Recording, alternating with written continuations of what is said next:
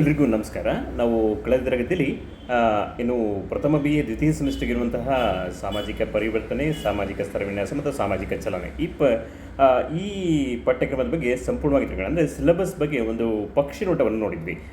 ಏನೇನು ಓದಬೇಕಾಗೈತೆ, ಎಷ್ಟು ಓದಬೇಕಾಗೈತೆ, ಆ ಥರದ ವಿಚಾರಗಳನ್ನ ಸಂಪೂರ್ಣವಾಗಿ ಚರ್ಚೆ ಮಾಡ್ತಾ ಇದ್ವಿ. ಇವತ್ತಿನಿಂದ ನಾವು ತರಗತಿಗಳನ್ನ ಪ್ರಾರಂಭ, ಅಂದರೆ ಮೊದಲನೇ ಚಾಪ್ಟರ್ನ ಇವತ್ತಿಂದ ಪ್ರಾರಂಭ ಮಾಡ್ತಾ ಹೋಗೋಣ.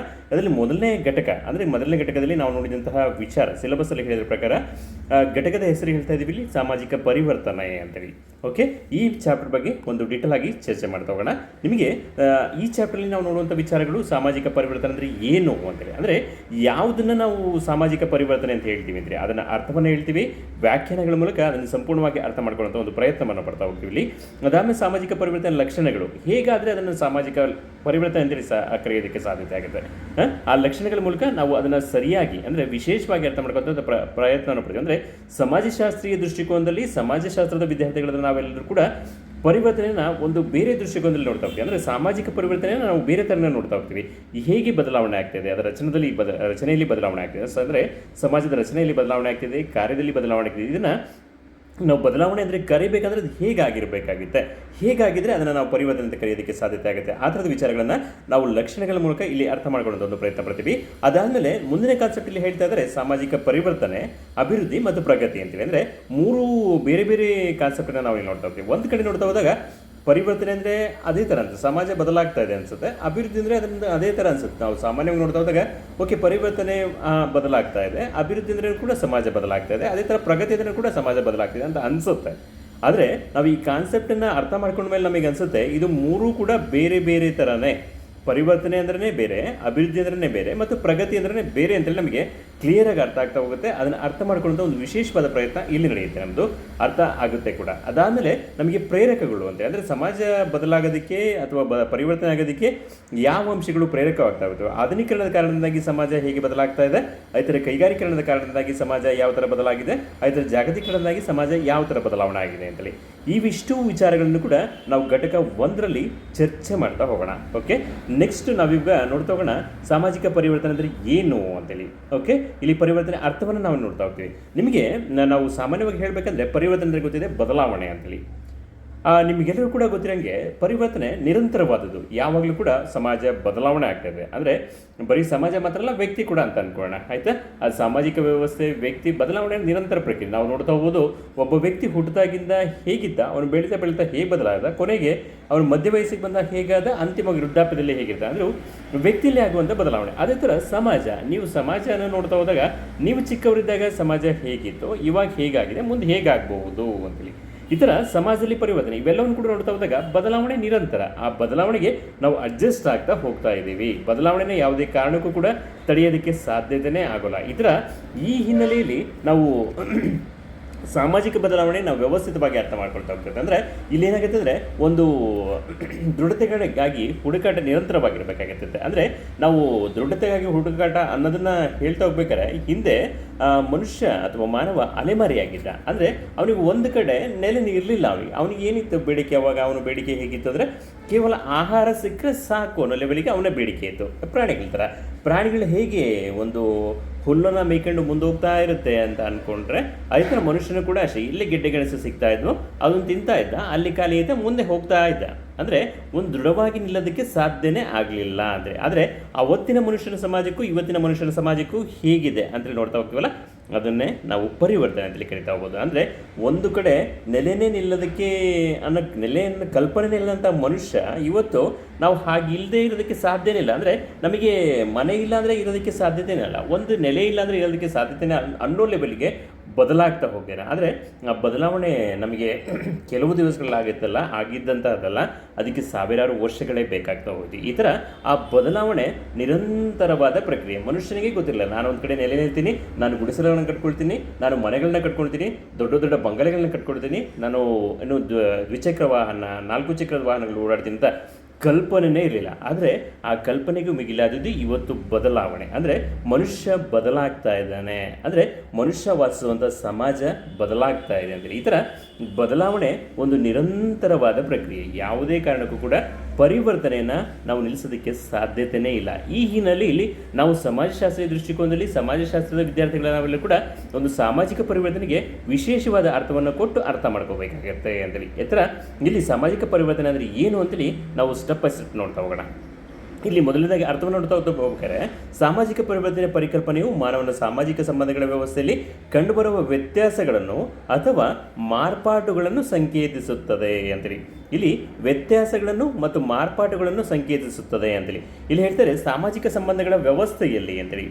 ಇಲ್ಲಿ ಸಾಮಾಜಿಕ ಪರಿವರ್ತನೆ ಪರಿಕಲ್ಪನೆಯು ಅಲ್ಲಿ ಮಾನವನ ಸಾಮಾಜಿಕ ಸಂಬಂಧಗಳ ವ್ಯವಸ್ಥೆಯಲ್ಲಿ ಕಂಡುಬರುವ ವ್ಯತ್ಯಾಸಗಳನ್ನು ಅಥವಾ ಮಾರ್ಪಾಟುಗಳನ್ನು ಸಂಕೇತಿಸುತ್ತದೆ ಅಂತಂದರೆ ಒಂದು ಸೂಚಿಸುವಂಥ ಒಂದು ಪರಿಕಲ್ಪನೆ ಅಂತೇಳಿ. ಸಂಬಂಧಗಳು ಯಾವ ಥರ ಬದಲಾವಣೆ ಆಗ್ತಾ ಇದ್ದಾವೆ ಇವತ್ತು ಅಂತೇಳಿ, ಅಥವಾ ವ್ಯತ್ಯಾಸಗಳು ಯಾವ ಥರ ಕಂಡು ಬರ್ತಾ ಇದ್ದಾವೆ ಅನ್ನೋದನ್ನು ನಾವು ಇವತ್ತು ಇಲ್ಲಿ ಸಾಮಾಜಿಕ ಬದಲಾವಣೆ ಅಂತೇಳಿ ಹೇಳ್ತಾ ಇದ್ದೀವಿ ಅಂತೇಳಿ. ಇಲ್ಲಿ ಸಂಬಂಧಗಳಲ್ಲಿ ವ್ಯತ್ಯಾಸಗಳು ಮತ್ತು ಮಾರ್ಪಾಟುಗಳು ಅಂತ ಅಲ್ಲಿ ಸಾಮಾಜಿಕ ಸಂಬಂಧಗಳು ಸೋಷಿಯಲ್ ರಿಲೇಷನ್ಶಿಪ್ ಅಂತ ಅನ್ಕೋಣ, ಅದರಲ್ಲಿ ಯಾವ ಥರದ ಬದಲಾವಣೆಗಳು ಆಗ್ತಾ ಇದ್ದಾವೆ ಅಂತೇಳಿ ಅದನ್ನು ಇಲ್ಲಿ ಸಂಖ್ಯೆ ಸೂಚಿಸ್ತಾ ಇದೆ ಅಂದರೆ ಹಿಂದೆ ಮನುಷ್ಯನ ಸಾಮಾಜಿಕ ಸಂಬಂಧ ಹೇಗಿತ್ತು ಅಂತ ಅಂದ್ಕೊಂಡ್ರೆ ಅವನಿಗೆ ಏಕಾಂಗಿಯಾಗಿದ್ದ ಅವನು. ಅಂದರೆ ಅವನಿಗೆ ಆಹಾರ ಎಲ್ಲಿ ಸಿಗ್ತಾ ಇದ್ದೋ ಅದನ್ನು ಹುಡ್ಕೊಂಡು ಹೋಗ್ತಾ ಇದ್ದ, ಅದು ಸಿಕ್ಕಾಗಿ ತಿಂತಾ ಇದ್ದ, ಹಾಗೆ ಇರ್ತಾ ಇದ್ದ, ಬಟ್ಟೆ ಹಾಕೊಳ್ತಾ ಇರಲಿಲ್ಲ, ಅವನಿಗೆ ಯಾವುದೇ ಥರದ ಬೇಡಿಕೆ ಇರಲಿಲ್ಲ, ನಡ್ಕೊಂಡು ಓಡಾಡ್ತಿದ್ದ, ಈ ಥರ ಇದ್ದ ಅವನು. ಆಯಿತಾ, ಅದಾದಮೇಲೆ ಅವನ ಜೊತೆಗೆ ಯಾರೋ ಒಬ್ಬರು ಸಂಗಾತಿ ಸಿಕ್ಕರು ಅಂತ ಅಂದ್ಕೊಳ್ಳೋಣ. ಅದು ನಾವೀಗ ರಕ್ತ ಸಂಬಂಧ ಅಂತ ಅಂದ್ಕೊಳ್ಬೋದು, ಅದನ್ನು ನಾವೀಗ ಸಾಮಾಜಿಕ ಸಂಬಂಧಕ್ಕೆ ಲಿಂಕ್ ಮಾಡ್ತಾ ಹೋಗೋಣ. ಅವನಿಗೆ ಒಬ್ಬರು ಸಂಗಾತಿ ಸಿಕ್ಕಾಗ ಅವನಲ್ಲಿ ಬದಲಾವಣೆ ಆಯಿತು. ನಾನು ಒಬ್ಬನೇ ಇದ್ದಾಗ ಆಹಾರವನ್ನು ಎಲ್ಲೋ ಹುಡ್ಕೊಂಡು ಹೋಗ್ತಾ ಇದ್ದೆ, ತಿಂತಾ ಇದ್ದೆ, ಆದರೆ ನನ್ನ ಜೊತೆಗೊಬ್ಬರು ಸಂಗಾತಿ ಇದ್ದಾರೆ, ಈಗ ಅವ್ರನ್ನ ನಾನು ಕರ್ಕೊಂಡು ಹೋಗೋಕ್ಕಾಗಲ್ಲ, ಅದಕ್ಕೆ ಇಲ್ಲೇ ಯಾಕೆ ಆಹಾರವನ್ನು ನಾನು ಬೆಳಿಬಾರ್ದು ಅಂತ ಯೋಚನೆ ಮಾಡ್ದ ಅವನು. ಆವಾಗ ಇಲ್ಲೇ ಯಾಕೆ ಬೆಳಿಬಾರ್ದು ಅಂತ ಯೋಚನೆ ಮಾಡಿದಾಗ ಅವನು ಅಲ್ಲೇ ನೆಲೆ ನಿಲ್ಲಕ್ಕೆ ಪ್ರಯತ್ನ ಪಟ್ಟ. ಓಕೆ, ಇಬ್ಬರಿದ್ದಾಗಲೂ ಕೂಡ ಅವ್ರು ನಡ್ಕೊಂಡೋಗಿ ಹುಡ್ಕೊಂಡೋಗಿ ಆಹಾರ ಹುಡುಕ್ತಿದ್ರು ಅಂತ ಅಂದ್ಕೊಳ್ಳೋಣ. ಅವರಿಬ್ಬರ ನಂತರದಲ್ಲಿ ಒಂದು ಮಗು ಹುಟ್ಟಿತು ಅಂತ ಅಂದ್ಕೊಳ್ಳೋಣ. ಅವನಿಗೆ ಒಂಥರ ಹೊರೆ ಅನ್ನಿಸ್ತಾ ಹೋಯ್ತು. ಅಂದರೆ ಅವರು 3 ಜನನೂ ಕೂಡ ಆಹಾರ ಎಲ್ಲಿ ಹುಡ್ಕೊಂಡು ಹೋಗ್ಬೋದು, ಅವರು 3 ಇದ್ದವರು 4 ಜನ ಆದರು. ಈ ಥರ ಆದಾಗ ಅಲ್ಲೇನಾಯಿತು, ಆ ರಕ್ತ ಸಂಬಂಧಗಳ ಸಂಬಂಧ ಹೆಚ್ಚಾಗ್ತಾ ಹೋಯಿತು, ಮನುಷ್ಯರ ಸಂಖ್ಯೆ ಹೆಚ್ಚಾಗ್ತಾ ಹೋಯಿತು. ಅಂದರೆ ಅಲ್ಲಿ ಹೇಗೆ ಬದಲಾವಣೆ ಆಗ್ತಾ ಇದ್ದಾನೆ ಮನುಷ್ಯ ಅಂತೇಳಿ. ಅದೇ ಥರ ಅವನು ಬೇರೆ ಯಾವುದೋ ಕುಟುಂಬ ಇದೇ ಥರ ಕಾಣಿಸ್ತಾ ಹೋಗುತ್ತೆ ಅವನಿಗೆ, ಅವ್ರ ಜೊತೆಗೆ ಹೇಗಿರಬೇಕು ಅಂತೇಳಿ.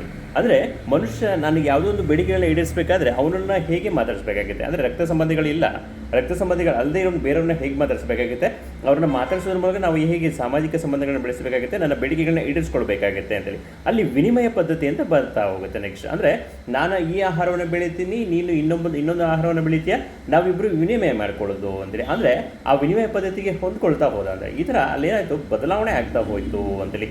ಇಲ್ಲಿ ಸಂಬಂಧಗಳು, ಇವತ್ತಿನ ಸಂಬಂಧ ಹೇಗಾಗ್ತಾ ಇದೆ ಅಂದರೆ ಹಿಂದೆ ನಾವು ಒಂದು ಹಳ್ಳಿ ಅಂತ ಅಂದ್ಕೊಂಡ, ಆ ಹಳ್ಳಿ ಒಂದು ಕುಟುಂಬದ ಥರ ಕಾಣ್ತಾ ಇತ್ತು ಅಂತೇಳಿ. ಅಂದರೆ ನಾವೆಲ್ಲರೂ ಕೂಡ ಒಂದೇ ಅನ್ನೋ ಭಾವನೆ ಕಾಣ್ತಾ ಇತ್ತು. ಆದರೆ ಇವಾಗ ಅದರಲ್ಲಿ ಬದಲಾವಣೆ ಆಗಿದೆ. ಆವಾಗ ಅಂದರೆ ಹಿಂದಿನ ಕಾಲದಲ್ಲಿ ಇಡೀ ಹಳ್ಳಿನೇ ಒಂದು ಕುಟುಂಬ ಥರ ಇತ್ತು, ಹಾಗಿರಬೇಕಾಗಿತ್ತು. ಆದರೆ ಇವಾಗ ನಾವು ಆ ಥರ ಇರೋದಕ್ಕೆ ಸಾಧ್ಯತೆ ಆಗ್ತಿಲ್ಲ. ಆದರೆ ಇದು ಪರಿವರ್ತನೆ. ಅಂದರೆ ನಾವು ಈ ಟೈಮಿಗೆ ತಕ್ಕನಾಗೆ ಬದಲಾವಣೆ ಆಗ್ತಾ ಇದ್ದೀವಿ, ಆ ಸಮಯಕ್ಕೆ ತಕ್ಕನಾಗೆ ಬದಲಾಗ್ತಾ ಇದ್ದೀವಿ ಅಂತೇಳಿ. ಅದೇ ಥರ ಮಾರ್ಪಾಟುಗಳನ್ನು ಮತ್ತು ವ್ಯತ್ಯಾಸಗಳನ್ನು ಸಂಕೇತಿಸುವ ಒಂದು ಪದ ಇದು ಅಂತೇಳಿ, ಒಂದು ಪರಿಕಲ್ಪನೆ ಅಂತೇಳಿ ನಾವಿಲ್ಲಿ ಹೇಳೋದಕ್ಕೆ ಸಾಧ್ಯತೆ ಆಗ್ತಾ ಹೋಗುತ್ತೆ. ಅಲ್ಲಿ ನೆಕ್ಸ್ಟ್ ಹೇಳ್ತಾ ಇದ್ದಾರೆ international encyclopedia of social sciences ಅಂತೇಳಿ. International encyclopedia of social sciences ಪ್ರಕಾರ ಇಲ್ಲಿ ಹೇಳ್ತಾರೆ ಸಮಾಜದ ಸ್ವರೂಪ, ಸಾಮಾಜಿಕ ಸಂಸ್ಥೆಗಳು, ಸಾಮಾಜಿಕ ವರ್ತನೆಗಳು ಮತ್ತು ಸಾಮಾಜಿಕ ಸಂಬಂಧಗಳಲ್ಲಿ ಆಗುವ ಬದಲಾವಣೆ ಅಂತೇಳಿ. ಇಲ್ಲೂ ಕೂಡ ಒಂದು ರಿಪೀಟ್ ಆಗ್ತಾ ಇದೆ, ಸಂಬಂಧಗಳಲ್ಲಿ, ಸಾಮಾಜಿಕ ಸಂಬಂಧಗಳಲ್ಲಿ ಆಗುವ ಬದಲಾವಣೆ ಅಂತೇಳಿ. ಅಲ್ಲಿ ಸೇರಿಸಿದರೆ ಇಲ್ಲಿ ಕೆಲವೊಂದು ಪದಗಳ ಪರಿಕಲ್ಪನೆಗಳನ್ನು, ಸಮಾಜದ ಸ್ವರೂಪ, ಸಾಮಾಜಿಕ ಸಂಸ್ಥೆಗಳು ಮತ್ತು ಸಾಮಾಜಿಕ ವರ್ತನೆಗಳು ಅಂತ. ಅಂದರೆ ಸಮಾಜದ ರಚನೆ ಹೇಗಿದೆ ಈಗ ಅಂತೇಳಿ, ಹಿಂದೆ ಹೇಗಿತ್ತು ಇವಾಗ ಹೇಗಾಗಿದೆ, ಸಮಾಜದ ಸ್ವರೂಪ ರಚನೆಯಲ್ಲಿ ಯಾವ ಥರದ ಬದಲಾವಣೆಗಳಾಗ್ತದೆ. ಅದೇ ಥರ ಸಾಮಾಜಿಕ ಸಂಸ್ಥೆಗಳಲ್ಲೂ ಕೂಡ ಬದಲಾವಣೆ ಆಗ್ತದೆ. ಅಂದರೆ ಹಿಂದೆ ಕುಟುಂಬ ಹೇಗಿತ್ತು, ವಿವಾಹ ಹೇಗಿತ್ತು, ರಾಜಕೀಯ ಹೇಗಿತ್ತು, ಧರ್ಮ ಹೇಗಿತ್ತು, ಶಿಕ್ಷಣ ವ್ಯವಸ್ಥೆ ಹೇಗಿತ್ತು, ಅವೆಲ್ಲವೂ ಕೂಡ ನೋಡ್ತಾ ಹೋದಾಗ ಇವಾಗ ಹೇಗಾಗಿದೆ, ಇವಾಗಿನ ಕುಟುಂಬ ಹೇಗಿದೆ, ಅದೇ ಥರ ವಿವಾಹ ಹೇಗಿದೆ, ರಾಜಕೀಯ ಹೇಗಿದೆ, ಧರ್ಮ ಹೇಗಿದೆ, ಶಿಕ್ಷಣ ವ್ಯವಸ್ಥೆ ಹೇಗಿದೆ. ಅಂದರೆ ಇವೆಲ್ಲವೂ ಕೂಡ ಸಾಮಾಜಿಕ ಸಂಸ್ಥೆಗಳೇ. ಹಿಂದೆನೂ ಕೂಡ ಇದ್ವು, ಇವಾಗಲೂ ಕೂಡ ಇದ್ದಾವೆ, ಮುಂದೆನೂ ಕೂಡ ಇರುವಂಥ ಸಾಮಾಜಿಕ ಸಂಸ್ಥೆಗಳು. ಅಂದರೆ ಪ್ರಾಥಮಿಕ ಸಂಸ್ಥೆಗಳಿವೆಲ್ಲವೂ ಕೂಡ ನಮಗೆ ಕುಟುಂಬ, ಧರ್ಮ, ರಾಜಕೀಯ, ಶಿಕ್ಷಣ ಇವೆಲ್ಲ ಪ್ರಾಥಮಿಕ ಸಂಸ್ಥೆಗಳು. ಇವನ್ನ ಬಿಟ್ಟು ಮನುಷ್ಯ ಬದುಕೋದಕ್ಕೆ ಸಾಧ್ಯತೆಯೇ ಇಲ್ಲ. ಆದರೆ ಅದರಲ್ಲಿ ಬದಲಾವಣೆಗಳಾಗಿದ್ದಾವೆ. ಹಿಂದೆ ಅವಿಭಕ್ತ ಕುಟುಂಬಗಳಿದ್ದರೆ ಮಾತ್ರ ಅವನ ಕುಟುಂಬ ಅಂತಿದ್ವಿ. ಅಂದರೆ ಕುಟುಂಬದಲ್ಲಿ ಅಣ್ಣ, ತಮ್ಮ, ಅಕ್ಕ, ತಂಗಿ, ಅಜ್ಜ, ಅಜ್ಜಿ, ಚಿಕ್ಕಪ್ಪ, ದೊಡ್ಡಪ್ಪ, ದೊಡ್ಡಮ್ಮ ಇವರೆಲ್ಲರೂ ಕೂಡ ಇದ್ದರೆ ಮಾತ್ರ ಅದನ್ನು ಕುಟುಂಬ ಅಂತೇಳಿ ಅಂದ್ಕೊಳ್ತಾ ಇದ್ವಿ. ಆದರೆ ಇವತ್ತು ಕೊನೆ ಪಕ್ಷ ಗಂಡ ಹೆಂಡತಿ ಜೊತೆಗಿದ್ರೆ ಸಾಕು ಅದನ್ನು ಕುಟುಂಬ ಅಂತೇಳಿ ಕರೀಲಿಕ್ಕೆ ಸಾಧ್ಯತೆ ಇದೆ. ಅಂದರೆ ಅಲ್ಲೇನಾಯಿತು, ಬದಲಾಯಿತು. ಹಿಂದೆ ಅದೇ ಥರನೇ ಇರಬೇಕಿತ್ತು. ಅವರು ಒಂದು ಕುಟುಂಬ ವ್ಯವಸ್ಥೆ ಅಂದರೆ ಅಣ್ಣ ತಮ್ಮ ಅಕ್ಕ ತಂಗಿ ಅಜ್ಜ ಅಜ್ಜಿ ಎಲ್ಲರೂ ಕೂಡ ಒಟ್ಟಿಗೆ ಇರಬೇಕಾಗಿತ್ತು. ಅಂದರೆ 2-3 ತಲೆಮಾರು ಒಟ್ಟಿಗಿದ್ರೆ ಮಾತ್ರ ಕುಟುಂಬ ಅಂತ ಹೇಳ್ಬೋದಾಗಿತ್ತು. ಆದರೆ ಇವತ್ತು ನಮಗೆ ಆಸೆ ಇದೆ ಅದೇ ಥರ ಇರಬೇಕು ಅಂತೇಳಿ, ಆದರೆ ಅವಕಾಶಗಳು ಕಡಿಮೆ. ನಾವಿವಾಗ ಎಲ್ಲರೂ ಒಂದೇ ಕಡೆ ಇರ್ತೀವಿ ಅಂದರೆ ನಾವು ಎಲ್ಲ ಚೆನ್ನಾಗಿ ಓದಿದ್ದೀವಿ, ನಾವು ಹೊರಗಡೆ ಹೋಗಿ ಕೆಲಸ ಮಾಡಬೇಕಾಗಿದೆ, ಒಂದು ವಿದ್ಯಾಭ್ಯಾಸ ಮಾಡಬೇಕಾಗಿದೆ, ಅಲ್ಲಿ ನಾವು ಬೇರೆ ಕುಟುಂಬ ರಚನೆ ಮಾಡ್ಕೊಳ್ಳೇಬೇಕಾಗುತ್ತೆ ಅಂತೇಳಿ. ಈ ಥರ ಇಲ್ಲೇನಾಯ್ತಂದರೆ ಕುಟುಂಬದಲ್ಲಿ ಬದಲಾವಣೆ ಆಗ್ತಾ ಹೋಯ್ತು. ವಿವಾಹ ಅಂತ ಅನ್ಕೊಳ್ಳೋಣ, ಆ ವಿವಾಹನ ಸಾಮಾಜಿಕ ಸಂಸ್ಥೆಗಳು ಕೂಡ ಬದಲಾವಣೆ ಆಗ್ತಿದೆ. ಹಿಂದೆ ನಿಮ್ಮ ಅಜ್ಜ ಅಜ್ಜಿ ಹೇಳ್ತಾ ಇರ್ತಾರೆ, ವಿವಾಹ ಅನ್ನೋದು 1 ವಾರ 1 ತಿಂಗಳ ಕಾಲ ನಡೆಯುವಂತಹ ಒಂದು ವಿಜೃಂಭಣೆಯ ಸಮಾರಂಭ ಅಂತೇಳಿ ಹೇಳ್ತಾ ಇರ್ತಾರೆ. ಆದರೆ ಇವತ್ತು ಕೂಡ ನಾವು ವಿವಾಹ ಮಾಡ್ತಾ ಇದ್ದೀವಿ. ಇವತ್ತಿನ ವಿವಾಹ 1 ದಿವಸ 1 ಗಂಟೆಗೆ ಸೀಮಿತವಾಗಿದೆ. ಆದರೆ ನಾವು ಯಾವುದೇ ಶಾಸ್ತ್ರಗಳನ್ನು ಬಿಟ್ಟಿಲ್ಲ. ಅವರು ಒಂದು ಅರಿಶಿಣ ಶಾಸ್ತ್ರ ಅಂದರೆ 1 ದಿವಸ ಮಾಡ್ತಾಯಿದ್ರು, ಮೆಹಂದಿ ಶಾಸ್ತ್ರ 1 ದಿವಸ ಮಾಡ್ತಾಯಿದ್ರು, ಎಂಗೇಜ್ಮೆಂಟ್ ಅಂದರೆ 1 ದಿವಸ ಮಾಡ್ತಾಯಿದ್ರು. ಇವೆಲ್ಲ ಕೂಡ 1 ದಿವಸ ಆಗ್ತಾಯಿತ್ತು. ಅವರಿಗೆ ತಿಂಗಳುಗಳು ಅಥವಾ ವಾರಗಳ ಕಾಲ ವಿವಾಹ ನಡೀತಾ ಇತ್ತು. ಆದರೆ ಇವಾಗ ನಾವು ಆ ಎಲ್ಲ ಸಂಪ್ರದಾಯಗಳನ್ನು 1 ದಿವಸದಲ್ಲೇ ಮುಗಿಸ್ತಾ ಇದ್ದೀವಿ ಅಷ್ಟೇ. ಅಂದರೆ ಇವತ್ತಿನ ಕಾಲಕ್ಕೆ ವಿವಾಹನ ಸಂಸ್ಥೆ ಬದಲಾಗಿದೆ ಅಷ್ಟೇ ಅಂತೇಳಿ. ಈ ಥರ ಇಲ್ಲೇನಾಗುತ್ತೆ, ನಾವು ಯಾವುದೇ ಥರದ ಸಂಸ್ಥೆಗಳನ್ನು ನೋಡ್ತಾವೆ, ಸಾಮಾಜಿಕ ಸಂಸ್ಥೆಗಳನ್ನು ನೋಡಿದ್ರೆ ಅದರಲ್ಲಿ ಬದಲಾವಣೆಗಳಾಗ್ತದೆ. ಅಂತಹ ಬದಲಾವಣೆಗಳನ್ನು ನಾವು ಸಾಮಾಜಿಕ ಬದಲಾವಣೆ ಅಂತ ಹೇಳೋದಕ್ಕೆ ಸಾಧ್ಯತೆ ಆಗುತ್ತೆ. ಈ ಥರ ಸಾಮಾಜಿಕ ಸ್ವರೂಪದಲ್ಲಾಗಿರುವಂಥ ಬದಲಾವಣೆಗಳು ಮತ್ತು ರಚನೆಯಲ್ಲಿ ಕಾರ್ಯದಲ್ಲಿ ಆಗಿರುವಂಥ ಬದಲಾವಣೆಗಳು, ಅದು ಸಾಮಾಜಿಕ ಸಂಸ್ಥೆಗಳಾಗಿರುವಂಥ ಬದಲಾವಣೆಗಳನ್ನ ಸಾಮಾಜಿಕ ಪರಿವರ್ತನೆ ಅಂತ ಹೇಳ್ತಾರೆ. ಇಲ್ಲಿ ಸಾಮಾಜಿಕ ವರ್ತನೆ ಅಂತೇಳಿ ಮತ್ತೊಂದು ವಿಷಯವನ್ನ ಹೇಳ್ತಾರೆ, ಮತ್ತೊಂದು ಪದ ಬರ್ತಾ ಇದೆ ವರ್ತನೆ ಅಂದರೆ. ಆದರೆ ಸೋಷಿಯಲ್ ಬಿಹೇವಿಯರ್ ಹೇಗಿದೆ ಇವಾಗ ಅಂತೇಳಿ ಅದರಲ್ಲೂ ಕೂಡ ಬದಲಾವಣೆ ಆಗ್ತದೆ. ಹಿಂದೆ ನಾವು ಹೇಳ್ತಾ ಹೋದಂಗೆ ಇಡೀ ಹಳ್ಳಿನೇ ಒಂದು ಕುಟುಂಬ ಥರ ಇತ್ತು. ಆದರೆ ಇವಾಗ ಅದರಲ್ಲಿ ಬದಲಾವಣೆಗಳು, ಹಿಂದಿನ ಕಾಲದಲ್ಲಿ ಹಾಗಿರಬೇಕಾಗಿತ್ತು, ಹಾಗಿದ್ರು ಈಗ ಆಗಿರೋಕ್ಕಾಗ್ತಾಯಿಲ್ಲ. ಅಂದರೆ ಸಾಮಾಜಿಕ ವರ್ತನೆ, ಸೋಷಿಯಲ್ ಬಿಹೇವಿಯರ್ ಯಾವ ಥರ ಆಗ್ತಾ ಇದೆ, ಒಬ್ಬ ವ್ಯಕ್ತಿ ಮತ್ತೊಬ್ಬ ವ್ಯಕ್ತಿನ ಯಾವ ಥರ ಮಾತಾಡಿಸ್ತಾ ಇದ್ದ ಹಿಂದೆ, ಆದರೆ ಇವಾಗ ಯಾವ ಥರ ಮಾತಾಡಿಸ್ತಾ ಇದ್ದಾನೆ ಅಂತೇಳಿ. ಅವನ ಬೈಕ್ಗಳನ್ನ ಅವಾಗಲೂ ಈಡೇರಿಸ್ಕೊಳ್ತಾ ಇದ್ದ, ಇವಾಗಲೂ ಈಡೇರಿಸ್ಕೊಳ್ತಾ ಅಂದರೆ ಯಾವ ಥರ ಅವನ ವರ್ತನೆಗಳಾಗ್ತಾ ಇದೆ, ಸಮಾಜದಲ್ಲಿ ವರ್ತನೆ ಹೇಗೆ ಬದುಕ್ತಾ ಇದ್ದಾನೆ ಮನುಷ್ಯ ಅಂತೇಳಿ, ಅದರ ಒಂದು ವರ್ತನೆಗಳಲ್ಲೂ ಕೂಡ ಬದಲಾವಣೆ ಆಗಿರೋದನ್ನು ನಾವು ಸಾಮಾಜಿಕ ಪರಿವರ್ತನೆ ಅಂತೇಳಿ ಹೇಳೋದಕ್ಕೆ ಸಾಧ್ಯತೆ ಆಗುತ್ತೆ. ಅದೇ ಸಾಮಾಜಿಕ ಸಂಬಂಧಗಳಲ್ಲಿ ಆಗುವಂಥ ಬದಲಾವಣೆ ಅಂದರೆ ನಮಗೆ ಸೋಷಿಯಲ್ ರಿಲೇಷನ್ಶಿಪ್ಪಲ್ಲಿ ಯಾವ ಥರ ಬದಲಾವಣೆಗಳಾಗ್ತದೆ. ಒಂದು ಎಕ್ಸಾಂಪಲ್ ಹೇಳೋದಾದ್ರೆ, ನೀವು ಮನೆಯಿಂದ ಕಾಲೇಜಿಗೆ ಹೊರಡ್ತಾ ಇದ್ದೀರಾ, ಮನೆ ಪಕ್ಕದವರು ನಿಮಗೆ ಕೇಳ್ತಾರೆ, ನೀವು ಗುಡ್ ಮಾರ್ನಿಂಗ್ ಹೇಳ್ತೀರಾ, ಅಥವಾ ತಿಂಡಿ ಆಯಿತಾ, ಊಟ ಆಯಿತಾ, ಎಲ್ಲಿಗೆ ಹೋಗ್ತಾ ಇದೆಯಾ, ಕಾಲೇಜಿಗೆ ಹೋಗ್ತಾ ಇದೆಯಾ, ಇವೆಲ್ಲ ಕೇಳ್ತಾರೆ. ನೀವು ಅದೆಲ್ಲದಕ್ಕೂ ರೆಸ್ಪಾನ್ಸ್ ಮಾಡ್ತೀರಾ. ರೆಸ್ಪಾನ್ಸ್ ಮಾಡಲೇಬೇಕಿತ್ತು ಅಂತೇನಿಲ್ಲ, ಆದರೆ ರೆಸ್ಪಾನ್ಸ್ ಮಾಡ್ತಾರೆ. ಅವರು ಕೂಡ ಅಷ್ಟೇ, ಕೇಳಲೇಬೇಕಿತ್ತು ಅಂತಿಲ್ಲ, ಕೇಳ್ತಾ ಇದ್ದಾರೆ, ನೀವು ಅದಕ್ಕೆ ರೆಸ್ಪಾನ್ಸ್ ಮಾಡಿ. ಇದೇ ಸಾಮಾಜಿಕ ಸಂಬಂಧ.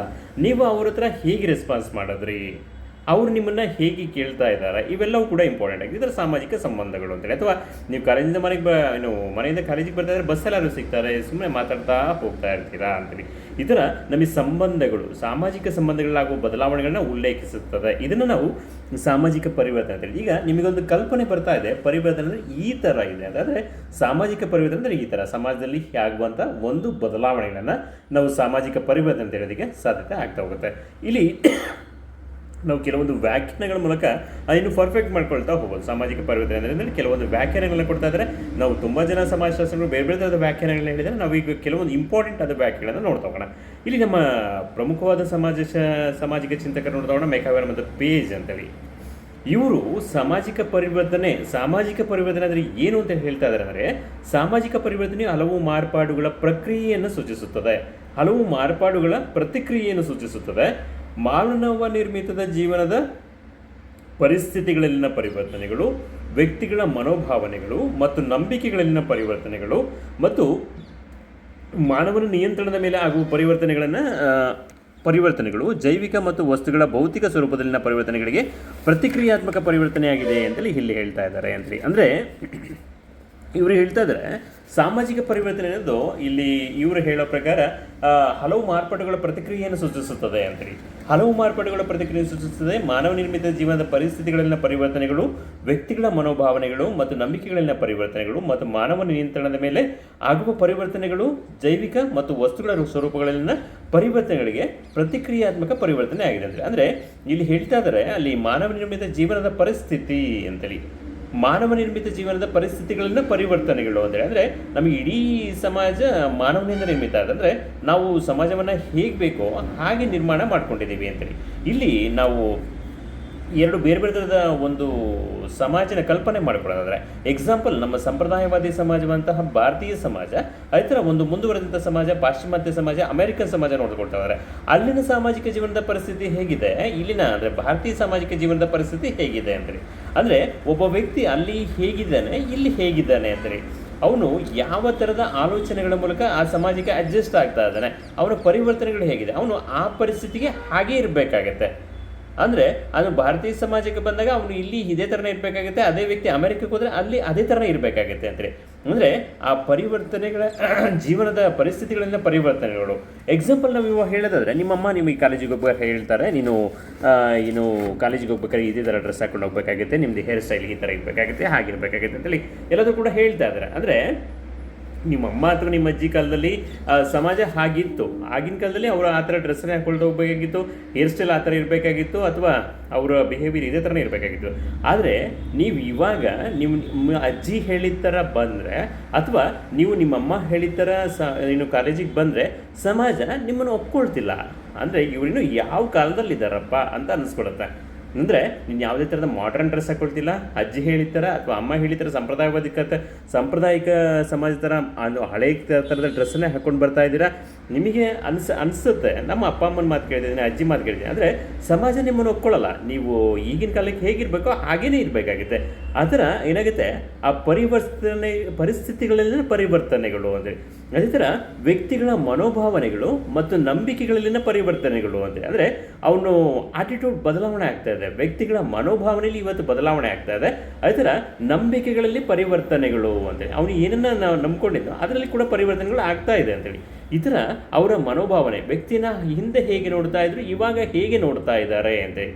ಅಂದರೆ ನಿಮ್ಮಮ್ಮ ಅಥವಾ ನಿಮ್ಮ ಅಜ್ಜಿ ಕಾಲದಲ್ಲಿ ನೀವು ಇವಾಗ ಹೋಗ್ತೀರ ಆ ಥರ ಡ್ರೆಸ್ಸನ್ನು ಹಾಕೊಂಡಿದ್ರೆ ಸಮಾಜ ಅವ್ರನ್ನ ವಿರೋಧಿಸ್ತಿತ್ತು. ಆದರೆ ಅದೇ ಥರ ನೀವು ಇವಾಗ ಆ ಥರದ ಡ್ರೆಸ್ ಹಾಕೊಂಬಂದ್ರೆ ನಿಮ್ಮ ಸಮಾಜ ವಿರೋಧಿಸ್ತಾರೆ. ಅಂದರೆ ನೀವು ಇವಾಗಿನ ಕಾಲದಾಗೆ ಹೇಗೆ ಮಾಡರ್ನ್ ಡ್ರೆಸ್ ಹಾಕೋಬೇಕು ಆ ಥರನೇ ಹಾಕೋಬೇಕಾಗುತ್ತೆ, ಆ ಈಗಿನ ಕಾಲದಕ್ಕೆ ಹೇರ್ ಸ್ಟೈಲ್ನ ಮಾಡ್ಕೋಬೇಕಾಗುತ್ತೆ, ಹಾಗೆ ಇರಬೇಕಾಗುತ್ತೆ. ಅಂದರೆ ಆ ಮನೋಭಾವನೆಗಳು ಯಾವ ಥರ ಇರಬೇಕಾಗುತ್ತೆ ಅದೇ ಥರ ಇರಬೇಕಾಗುತ್ತೆ. ನಂಬಿಕೆಗಳಲ್ಲಿನ ಪರಿವರ್ತನೆಗಳು ಅಂತೇಳಿ. ಅಂದರೆ ನಾವಿವತ್ತು ಮಾಡ್ರನ್ ಸೊಸೈಟಿಲಿದ್ದೀವಿ, ನಮಗೆ ಕಂಪ್ಯೂಟರ್ ನಾಲೆಜ್ ಇರಬೇಕಾಗುತ್ತೆ, ಅಥವಾ ಮೊಬೈಲ್ ಯೂಸ್ ಮಾಡೋಕ್ಕೆ ಬರುತ್ತೆ, ಅಥವಾ ಬ್ಯಾಂಕಿಂಗ್ ಸಿಸ್ಟಮ್, ನಮಗೆ ಫೋನ್ಪೇ, ಗೂಗಲ್ ಪೇ ಇವೆಲ್ಲವೂ ಕೂಡ ನಮಗೆ ಗೊತ್ತಿರಬೇಕಾಗುತ್ತೆ. ಹಾಗಿದ್ರೆ ಮಾತ್ರ ನಾವು ಸಮಾಜದಲ್ಲಿ ಬದುಕಬೇಕಾಗುತ್ತೆ. ನಮಗೆ ಕಂಪ್ಯೂಟರ್ ಗೊತ್ತಿಲ್ಲ, ಸ್ಮಾರ್ಟ್ಫೋನ್ ಯೂಸ್ ಮಾಡೋಕ್ಕೆ ಬರ್ತಿಲ್ಲ, ಈ ಥರ ಅಂದ್ಕೊಂಡ್ರೆ ಇವ್ರಿನ್ನೂ ಯಾವ ಕಾಲದಲ್ಲಿದ್ದಾರೆ ಅಂತೇಳಿ ಯೋಚನೆ ಮಾಡ್ತೀವಲ್ಲ, ಆ ಥರ ನಾವು ಯಾವುದೋ ಕಾಲದಲ್ಲಿದ್ದಂಗೆ ಅಥವಾ ಪರಿಸ್ಥಿತಿ ಇದ್ದಂಗೆ ಬದಲಾಗ್ತೀವಲ್ಲ, ಅದನ್ನು ನಾವು ಪರಿವರ್ತನೆ ಅಂತಿದ್ದೆ. ಅದೇ ಥರ ಮಾನವ ನಿಯಂತ್ರಣದ ಮೇಲೆ ಆಗುವ ಪರಿವರ್ತನೆಗಳು ಅಂತೇಳಿ. ಅಂದರೆ ಮಾನವನ ನಿಯಂತ್ರಣದ ಮೇಲೆ ಆಗುವಂತಹ ಪರಿವರ್ತನೆಗಳು ಅಂದರೆ ನೀವು ಇಡೀ ಸಮಾಜದಲ್ಲಿ, ಅಂದರೆ ನಿಮ್ಮ ಕುಟುಂಬದಲ್ಲಿ ಅಂತ ಎಕ್ಸಾಂಪಲ್ ತೊಗೊಳೋದಾದರೆ, ಹಿಂದೆ ನಿಮ್ಮ ಅಪ್ಪ ಹೇಳ್ತಾರೆ ನಾವು ನಮ್ಮ ಅಪ್ಪಂಗೆ ತುಂಬ ಗೌರವ ಕೊಡ್ತಾ ಇದ್ವಿ ಅಂತೇಳಿ. ಆದರೆ ಇವಾಗ ಅವರು ಕಂಟ್ರೋಲ್ ಮಾಡ್ತಾ ಇದ್ದಾರೆ, ಅವರು ಕಂಡುಬಿಟ್ರೆ ಸಾಕಾಗುತ್ತೆ, ಅವ್ರು ಬಂದು ಮಾತಾಡಿದ್ರೆ ಸಾಕಾಗುತ್ತೆ, ತುಂಬ ಕಂಟ್ರೋಲಲ್ಲಿ ಇರ್ತಾ ಇದ್ದಾರೆ ನಿಮ್ಮಪ್ಪ. ಆದರೆ ನೀವೀಗ ನಿಮ್ಮ ಅಪ್ಪನ ಕಂಟ್ರೋಲಲ್ಲಿ ಹೇಗಿದ್ದೀರಾ ಅಂದರೆ, ನೀವು ಮಾತು ಕೇಳ್ತಿಲ್ಲ ಅಂತ ಹೇಳ್ತಿಲ್ಲ, ಆದರೆ ನೀವು ನಿಯಂತ್ರಣನ ಬೇರೆ ಥರನೇ ಅನುಭವಿಸ್ತಾ ಇದ್ದೀರಾ ಅಂತೇಳಿ. ಈ ಥರ ಅಲ್ಲೇನಾಗುತ್ತೆ, ನಿಯಂತ್ರಣದ ಮೇಲೆ ಆಗುವ ಪರಿವರ್ತನೆಗಳು ಜೈವಿಕ ಮತ್ತು ವಸ್ತುಗಳ ಭೌತಿಕ ಸ್ವರೂಪಗಳಿಂದ ಪರಿವರ್ತನೆಗಳಿಗೆ ಪ್ರತಿಕ್ರಿಯಾತ್ಮಕ ಪರಿವರ್ತನೆ ಆಗಿದೆ ಅಂತೇಳಿ. ಈ ಥರ ನಾವು ಸಾಮಾಜಿಕ ಪರಿವರ್ತನೆ ಅಂದರೆ ಈ ಥರ ವ್ಯಾಖ್ಯಾನವನ್ನು ಕೊಡ್ತಾರೆ ಮೆಕ್ಹಾವೆರ್ ಮತ್ತು ಪೇಜ್ರವರು ಅಂತೇಳಿ. ಮತ್ತೊಂದು ವ್ಯಾಖ್ಯಾನವನ್ನು ನಾವು ನೋಡ್ತಾ ಹೋದರೆ ಗಿನ್ಸ್ಬರ್ಗ್ ಅಂತೇಳಿ.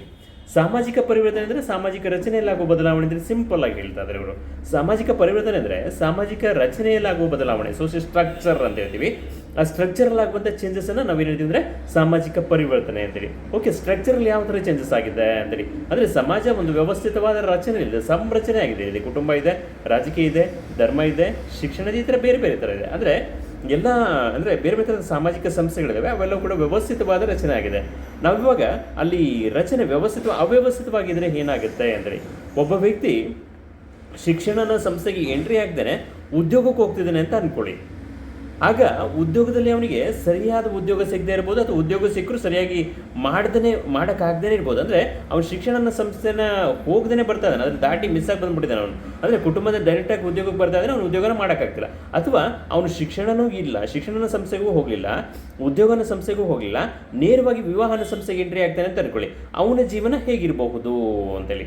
ಈ ಥರ ಅಲ್ಲೇನಾಗುತ್ತೆ, ರಚನೆ ವ್ಯವಸ್ಥಿತವಾದ ರಚನೆ ಆಗಬೇಕಾಗತ್ತೆ, ಸಂರಚನೆ ಆಗಬೇಕಾಗತ್ತೆ. ಆ ರಚನೆಯಲ್ಲಿರುವಂತಹ ಬದಲಾವಣೆಗಳು ಅಂದರೆ ಕುಟುಂಬ ಇವಾಗ ಯಾವ ಥರದ ರಚನೆಯಲ್ಲಿ ಬದಲಾವಣೆ ಆಗಿದೆ, ಅಥವಾ ರಚನೆಯಲ್ಲಿ ಯಾವ ಥರದ ಬದಲಾವಣೆಗಳಾಗಿದೆ, ವಿವಾಹ ರಚನೆಯಲ್ಲಿ ಯಾವ ಥರದ ಬದಲಾವಣೆ ಆಗಿದೆ, ಧರ್ಮ ರಚನೆಯಲ್ಲಿ ಯಾವ ಥರದ ಬದಲಾವಣೆ ಆಗಿದೆ, ಟೋಟಲಿ ಸಾಮಾಜಿಕ ಸಂಸ್ಥೆಗಳ ರಚನೆಯಲ್ಲಿ ಯಾವ ಥರದ ಬದಲಾವಣೆಗಳಾಗಿದ್ದಾವೆ ಅದನ್ನು ನಾವೇನು ಹೇಳ್ತೀವಿ ಅಂದರೆ ಅದನ್ನು ತಿಳ್ಕೊಳ್ಳೋದನ್ನೇ ನಾವು ಸಾಮಾಜಿಕ ಬದಲಾವಣೆ ಅಂತೇಳಿ ಹೇಳೋದಕ್ಕೆ ಸಾಧ್ಯತೆ ಆಗ್ತಾ ಇದೆ ಅಂತೇಳಿ. ಈ ಥರ ಗಿನ್ಸ್ಬರ್ಗ್ ಅವರು ಸಾಮಾಜಿಕ ಬದಲಾವಣೆ ಬಗ್ಗೆ ಅಥವಾ ಪರಿವರ್ತನೆ ಬಗ್ಗೆ ಈ ಥರದ ವ್ಯಾಖ್ಯಾನವನ್ನು ಕೊಡ್ತಾ ಇದ್ದಾರೆ. ಇವೆರಡು ವ್ಯಾಖ್ಯಾನವನ್ನು ನಾವು ಸರಿಯಾಗಿ ತಿಳ್ಕೊಂಡ್ರೆ ಸಾಕಾಗುತ್ತೆ. ನಮ್ಮ ಎಕ್ಸಾಮ್ ದೃಷ್ಟಿಕೋನದಿಂದ ಈ ಎರಡು ವ್ಯಾಕರಣ ಸರಿಯಾಗಿ ತಿಳ್ಕೊಂಡ್ರೆ ನಮ್ಮ ಎಕ್ಸಾಮ್ ವ್ಯೂ ಆಫ್ ಇದರಿಂದ ನಮಗೆ ಇಷ್ಟು ಸಾಕಾಗುತ್ತೆ ಅಂತ ಅನ್ಕೊಳ್ಳೋಣ. ಇವತ್ತಿನ ತರಗತಿಯಲ್ಲಿ ನಮಗೆ ಗೊತ್ತಾಗ್ತಾ ಇದೆ ಸಾಮಾಜಿಕ ಪರಿವರ್ತನೆ ಅಂದರೆ ಏನು ಅಂತೇಳಿ. ಅಂದ್ರೆ ಅರ್ಥ ಮಾಡ್ಕೊಳ್ತಾ ಹೋದ್ವಿ, ಅದನ್ನು ವ್ಯಾಖ್ಯಾನ ಮೂಲಕ ಪರ್ಫೆಕ್ಟ್ ಮಾಡ್ಕೊಳ್ತಾ ಹೋಗ್ತಾ ಇದ್ದೀವಿ ಅಂದರೆ. ಇದರ ಇವತ್ತಿನ ತರಗತಿ ನಿಮಗೆ ಅರ್ಥ ಆಗಿದೆ ಅಂತ ಅನ್ಕೊಳ್ಳೋಣ. ಯಾವುದೇ ಥರದ ಡೌಟ್ ಇದ್ರೂ ಕೂಡ ನೀವು ಮೆಸೇಜ್ ಮಾಡಿ ಅದನ್ನು ಕ್ಲಿಯರ್ ಮಾಡ್ಕೋಬೋದಾಗುತ್ತೆ. ನಾವು ಮುಂದಿನ ತರಗತಿಯಲ್ಲಿ ಸಾಮಾಜಿಕ ಪರಿವರ್ತನೆಯ ಲಕ್ಷಣಗಳನ್ನು ನೋಡ್ತಾ ಹೋಗೋಣ. ಹೇಗಿದ್ದರೆ ಅದನ್ನು ನಾವು ಸಾಮಾಜಿಕ ಪರಿವರ್ತನೆ ಅಂತೇಳಿ ಕರೆಯೋದಕ್ಕೆ ಸಾಧ್ಯತೆ ಆಗುತ್ತೆ ಅನ್ನೋದನ್ನು ನಾವು ಮುಂದಿನ ತರಗತಿಯಲ್ಲಿ ನೋಡ್ತಾ ಹೋಗೋಣ. ಪ್ರತಿನಿತ್ಯನೂ ಕೂಡ ಅಂದರೆ ಎಲ್ಲ ಕಾನ್ಸೆಪ್ಟ್ಗಳು ಕೂಡ ತರಗತಿಗಳು ನಡೀತಾ ಹೋಗುತ್ತೆ. ನಿಮಗೆ ಏನು ಅದನ್ನು ಅಬ್ಸರ್ವ್ ಮಾಡ್ತಾ ಹೋಗ್ಬೋದು. ಯಾವುದೇ ಥರದ ಡೌಟ್ ಇದ್ದರೆ ಅದನ್ನು ನೀವು ಕೇಳ್ಬೋದು. ಎಲ್ಲರಿಗೂ ಕೂಡ ಧನ್ಯವಾದಗಳು. ಮುಂದಿನ ತರಗತಿಯಲ್ಲಿ ಮತ್ತೆ ಭೇಟಿಯಾಗೋಣ.